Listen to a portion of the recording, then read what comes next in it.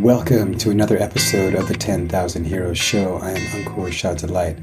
As I mentioned in our last episode, which was a preview of Season 3, this is our first debrief-only episode, so there will be no guest interview here, just Nate and I unpacking a little bit of what we learned in episode 26 with Harrison Gardner. Hope you enjoy it. Our next episode, number 27, is another guest episode with mystic poet Hale Liza, who translates Rumi and writes her own poetry. I think you're going to love that one as well. I certainly did. Okay, without further ado, let's let it roll.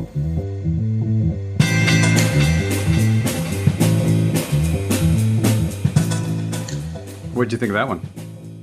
I'm noticing a theme emerging, and I don't know, correct me if I'm wrong, in some of these conversations you've been having lately.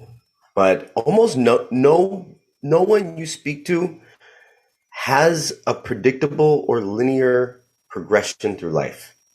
Would you say that's like a consistent feature of some of these guests? And also, is that something that is kind of central to what you're investigating through this podcast? Well, I mean, that's been my experience.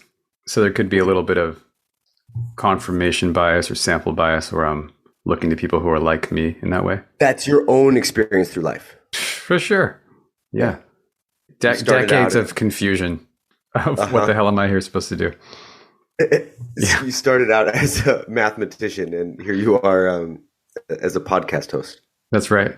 To me, this was like the thing that popped out like just immediately from the beginning of the conversation, and I think it's something that you were driving towards.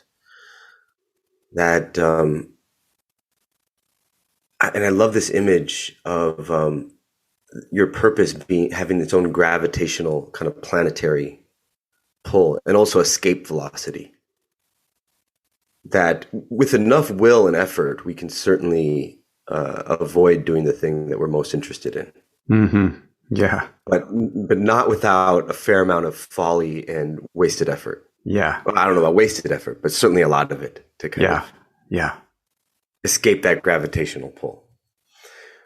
But in the process, Harrison's collecting all of this data, all these experiences in different countries, good and bad, or it was also poignant to say, actually, that wasn't a good experience. Yeah. It's like that, the negative outweighed the positive, but he still doesn't regret it because there's feedback there. Yeah. And all of that goes into sort of informing. I mean, I maybe it's just a little trite to make the comparison to Siddhartha. When I think of sort of all these different passages and trials and tribulations and experiments, and you still just keep kind of revolving around a central pull. And for him, it's building. And what he comes to, what you guys are together, what you arrive at in this, like that, this is what was beautiful to me. This was another thing that I think worth highlighting for the listener. That, we have these different skills that, like our friend Matt, who's like so deep in the music story, not story, but path, and how much craft is required, how much practice and technique is required on that path. And that's not different than Harrison's craft, like he's saying, to kind of know what a measure is, what a foot is, what a yard is, what a milliliter is of something. But that something about building shelter is in our DNA. It's central to who we are. And then so I was holding these two things sort of, like on one hand, it's incredibly unique and thumbprint specific to him, this central theme of his life that keeps coming back to building and building shelter. And yet it's something that any of us or all of us can have some access to. Oh, yeah. Yeah. I mean, I think that's part of the paradox. I wanted to refer to paradox about something else. We can maybe get there, but it's kind of the beauty that, imagine we're all in a village there's specialization that naturally happens. People are like into one thing more than another. But all of the core things that people might specialize in are things that everyone has to know to a certain degree anyways. Like we all have to know how to, in this village, this kind of pre-industrial village, we all have to know how to deal with our houses and fix them and help them evolve. And some people are going to be way more into it than others. And they're going to be our leaders in terms of the housing. And we're all going to have to know how to cook and eat. And some people are going to be way more into it than others. And they're going to be our leaders or our inspiration when it comes to cooking. But they're all things that like, we can't just, now we have this, and I think you talked about this with Laura Silverman a few weeks or months ago, where we have this idea that there's things we just don't have to know about. But that's actually just not true. Like, well, we got to know how to cook. By without knowing. We can get by without knowing. You know this, that I moved into a house in the last couple of years from being an apartment dweller for most of my life. And I was actually just sitting thinking of this today. What a miracle a house is, a miracle. And of course, an apartment building is the same, but there's just that by degrees you're removed from all the systems. You just kind of flush the toilet in an apartment. It's like magic. It's gone into this yours. But when you have a septic tank and a water pump that breaks, and a water softener, that you forget to fill this salt tank, and all of a sudden all the water is brown in the house. All of a sudden, all kind of the interlocking aspects of all these systems it becomes clear. And you're like, oh shit, it's actually pretty fragile, this situation that I'm in here. Yeah. And I don't know this, and maybe this is something about 10,000 Heroes that we kind of keep coming back to, because you're right that this was definitely a theme in the Laura Silverman interview. But on one level, our passion, our desire leads us to specialize in something that attracts us. It seduces us in a way that we want to learn more, and we go really deep into it. But let me ask you, like, how much, because you're a farmer, you're have your own kind of experience with building, you're an organizer, you're a coach. How much do you believe that having this sort of divergent, multidisciplinary approach, it feeds the kind of central thing that you are, right? Yeah. And you have all these different streams and systems that feed it. I don't know. It makes us more robust. It makes us anti-fragile, I suppose. Yeah. Way, What do you think? Yeah. I think it would be, there's many advantages to it. Mm-hmm. But I think it'd be disingenuous for me to claim that I am the way I am because of the advantages, the anti-fragility of it. I just don't. I'm just being myself. I don't have an option. I would actually love to be a hyper-focused specialist, an expert in a single domain. And I really valorize and even like worship the people who played piano for 20,000 hours. Or are just really focused on one thing and are amazing at it, theoretical math or whatever it is. But I just couldn't do that. I always wanted to, but then you look at the evidence. It's something I'm really into. It's like, all right, what are you actually committed to? Look at your life. You'll see what you're committed to. I look at the evidence of my life at any point in the last 30 years of me being an adult. That's not what I ever chose to do. I've had many years of my life with the privilege to do anything I wanted. If I wanted to spend 6 months in a meditation retreat center without seeing a single person, I had many years where I could have done that. And I always said I wanted to, but did I do it? No. I had a ton of awesome dinner parties. That's what I did. So it's just like, it's not, I don't know. It wasn't like carefully constructed, like, oh, I'm going to learn about farming and building and cooking and these types of construction and software design and this because it's going to make me resilient when there's a big earthquake or whatever. I just can't help that that's what I'm interested in. Yeah. Yeah. Well, maybe I'm forcing this transition, but there's another theme that emerged late in the conversation. This idea of transparency. and he was using the image of these restaurants that have the glass wall in the kitchen. And I just think you could just tease out that idea or that metaphor through so much. Talking about this idea of expertise in a space or a field of kind of being at the vanguard of some skill set where you can be really innovative. And there's maybe like 2 or 3 people there in any given field. And what about the rest of that field? Because like the field's still moving forward by all these different people contributing.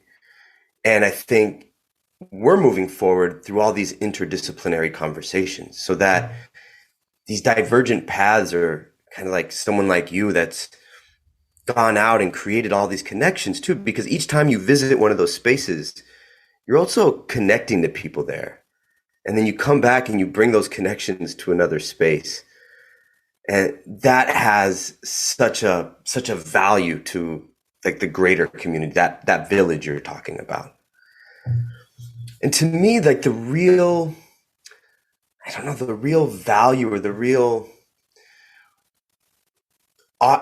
gift is when we show up with this transparency. Yeah. And we're not pretending to be anything. You hear so much about people with this imposter syndrome.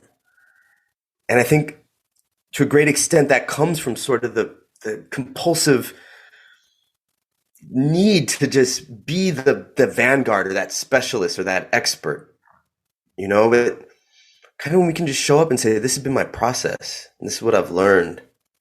These are some of the questions I've asked. And this is what I brought with me. That to me is like the real gift.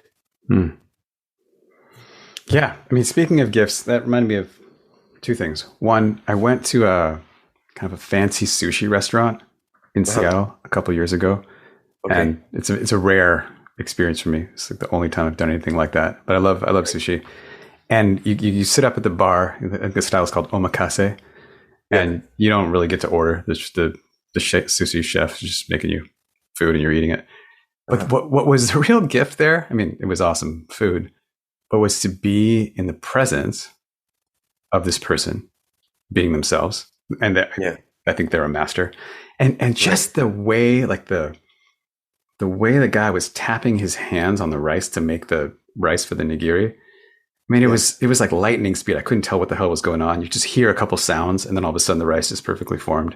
Just the way he cuts the yuzu lemon in half and then makes this like little wedge indentation in the middle so that when he applies the smallest pressure to the side, the juice like goes off this one, just like a perfect edge. Like it was just like, oh, I'm getting a sense of everything this person has like been and learned and studied and how they show up in their life and what it is to be this person just by seeing them in all these small actions.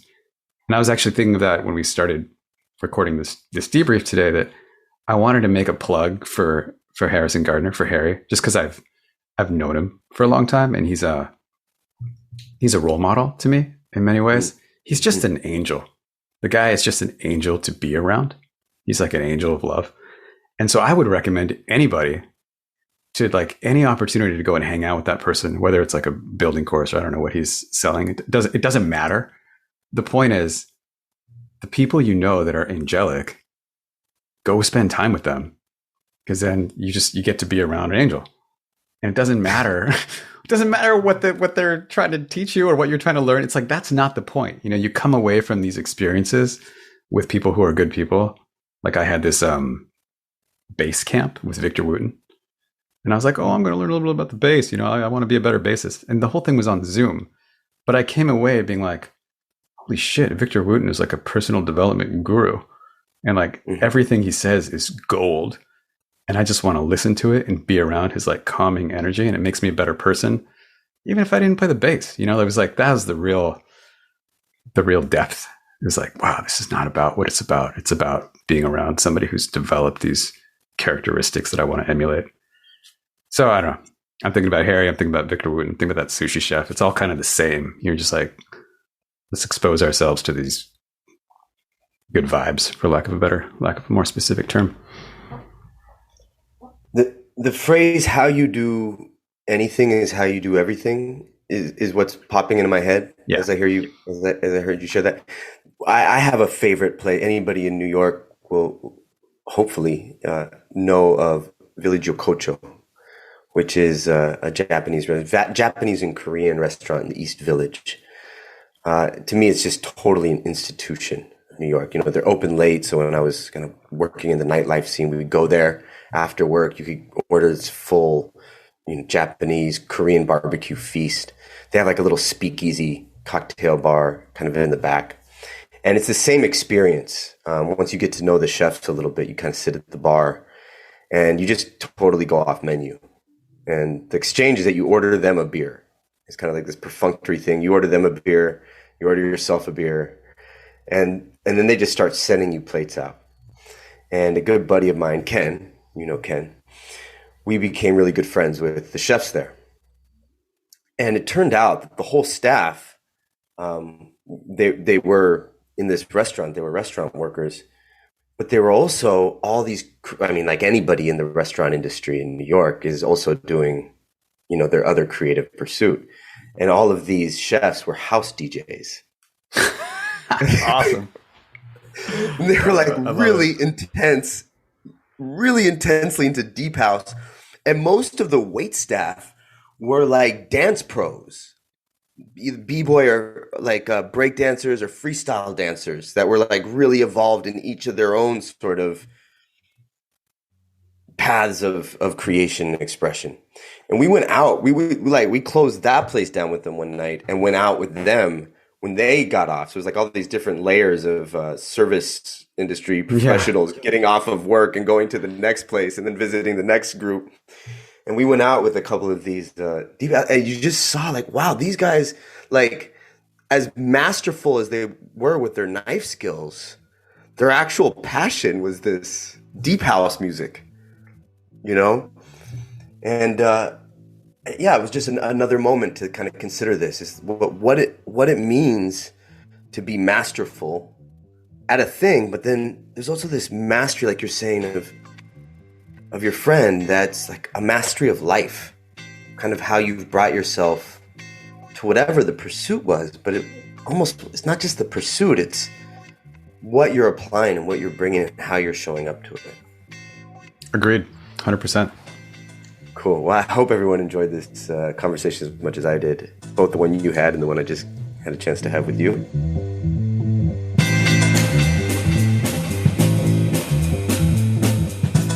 That concludes another episode of the 10,000 Heroes show. Your hosts were Ankur Shah Delight and Nathan Ramos. Special thanks to Pierre for the awesome episode artwork, to DJ Plainview for our theme music, and to Brian Romanelli, our audio producer. If you like the show and you want to support our mission and our growth, here are 3 things you can do. 1. Think of 3 people you know who would enjoy the episode you just listened to and tell them about it. Call them on the phone, send them a handmade watercolor postcard or a text or a link. But whatever, share your enthusiasm. 2. Leave a review on your podcast platform. Apparently, having reviews actually works and is a great way for us to get found by new listeners. And 3, get in touch. Let us know how you feel. You can email us at info@10kh.show, follow us on Twitter at 10khshow, or leave a voice memo in this new voice mailbox I set up about how this episode affected your life. That link is in the show notes to this and every episode and should show up on your podcast platform. If not, you can always get it at our website, 10kh.show. Thank you and take care.